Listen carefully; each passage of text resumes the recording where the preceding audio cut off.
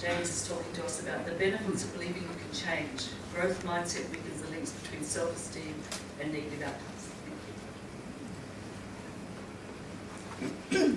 So my mum's not evil, but when I was like 7, I had to go on a race, and while I didn't come last, I also quite profoundly didn't come first.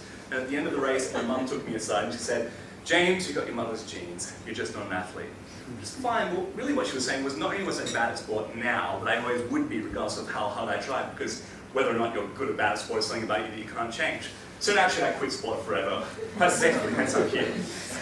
But there's actually been a lot of research that shows the extent to which you believe your traits are fixed or malleable generally radically changes your relationship to failure. If you believe the self is fixed and unchanging, then failure becomes this depressing, hopeless thing to be avoided.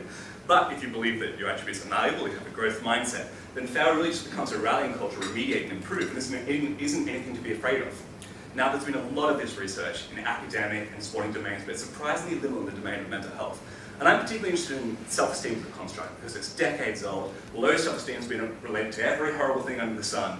And there's good reason to think that growth mindset would be related to higher self-esteem, because essentially if you think that your attributes are malleable, the self becomes like this moving target, and it's very difficult to make trait attributions from failures to the self, because who you are today isn't necessarily who you are tomorrow. But we don't know the magnitude of that relationship, which I'm currently exploring in meta-analysis. But more importantly, because growth mindset does have this protective role of preventing drops in self-esteem, it's not clear if once you have established low self-esteem, if there's any further benefit to growth mindset, or if you effectively just missed the boat.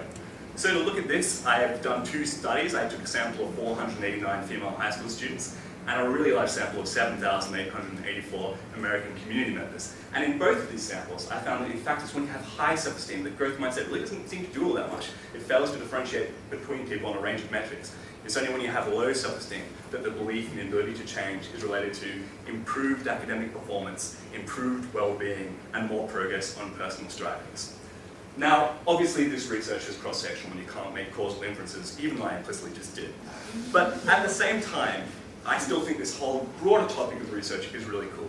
It tells us that just by teaching people fun things, such as the fact that the brain is plastic and constantly rewires itself, can help them to persist through challenges to accomplish amazing things like backflips on ice. But at the same time, most of the time, we don't spend our time practicing to do amazing things like backflips on ice. I've never even attempted that, not even a small one. Most of the time, what we practice is being the most lousy version of ourselves. We practice lying around, failing to exercise, eating Nutella, watching Netflix. And our brain rearranges itself around these activities to make you the most efficient Nutella eater the world has ever seen. And that means change is really hard. But at the same time, by acknowledging our inherent malleability, we can persist despite these challenges to make changes in areas of our lives that we care about.